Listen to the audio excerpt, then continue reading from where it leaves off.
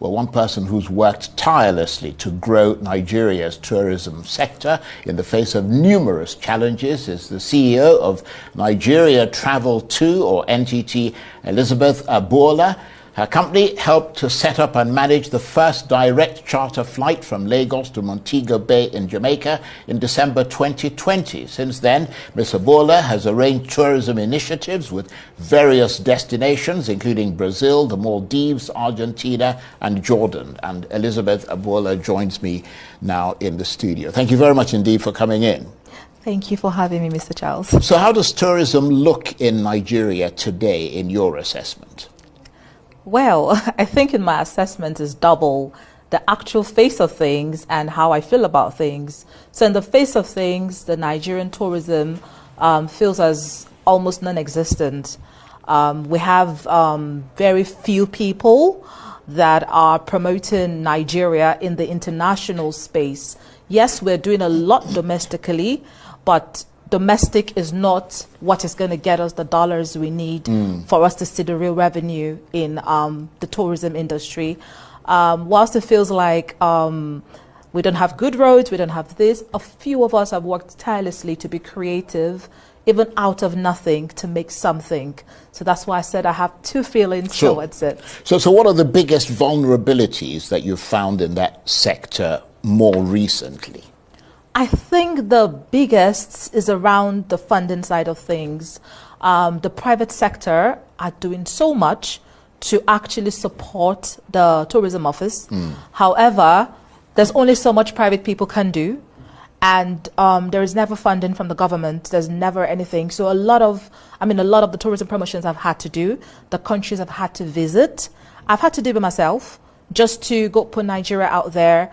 In 2022, a country like Indonesia, we're having problems with visas for Nigerians. I went there with a group of tour operators to go speak to the tourism board there. Like, listen, we want to have a mutual exchange. Our people come for tourism and you come to ours. So we had to use our money. Well, did they say, well, we don't want to come to your country? They didn't actually say that. They said, we don't know about your country. Right. When I said to them, do you actually know that as you speak 4 languages, as your number, Indonesia is number 4 in the amount of languages, Nigeria is number, no, they are 3, we're 4. They're like, oh, really? We talked about so many similarities, and they're like, okay, once you guys are ready, we're happy to come. Yeah, but I mean, that's the big question, once you're ready. I mean, you can't have people turning up when you don't have security, you haven't got good roads and so on. I mean, I remember traveling through Cross River State. They've got some absolutely fantastic tourism sites there, but most of the roads were all banged up. I guess what is instructive as well about what you're doing is that the tourism traffic is not coming to Nigeria, but is going the other way, away from this country. I think it's going the other way because a lot of those countries are actually paying for tourism promotions. They're actually investing in promoting their countries to Nigerian operators. They are giving very reasonable accommodation rates to us to create packages. They're actually inviting tour operators to come to their country to experience their countries.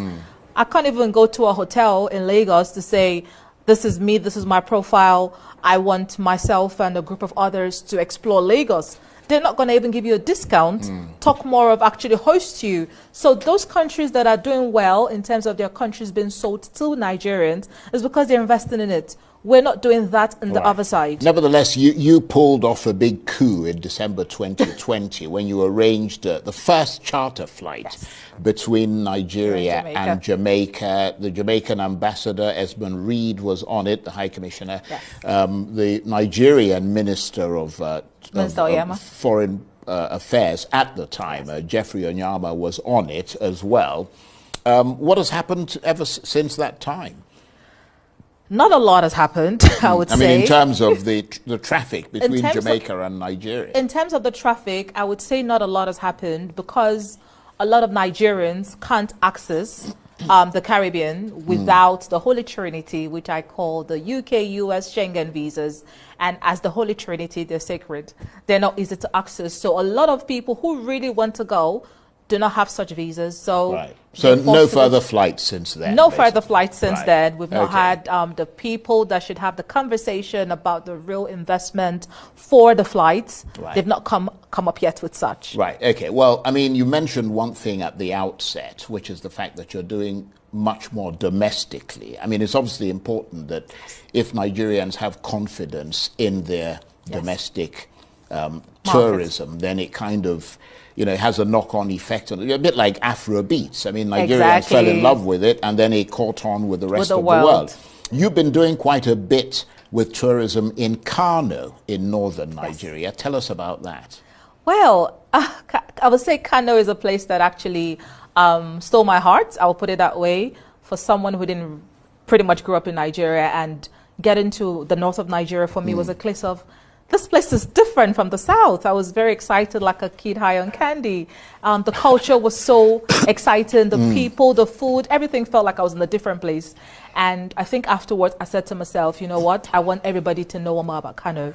So we started Experience Kano page, and we started working with the various emirates there in Kano to actually promote the Adaba Festival.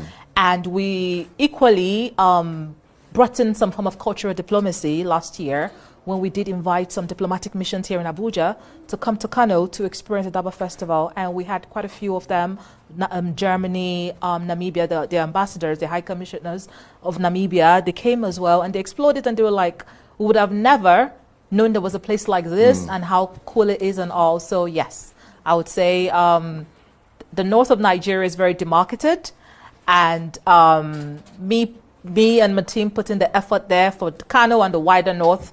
It's probably one of the biggest tourism achievements I would say I have ongoing right now in Nigeria. Right. Well, we want to commend you for what you're doing, and do come back and talk to us again some other time when you've got some interesting projects. It's always good to see things being promoted about Nigeria. Elizabeth Agboola is the CEO of Nigeria Travel 2, or NTT. Thank you very much indeed. Thank you.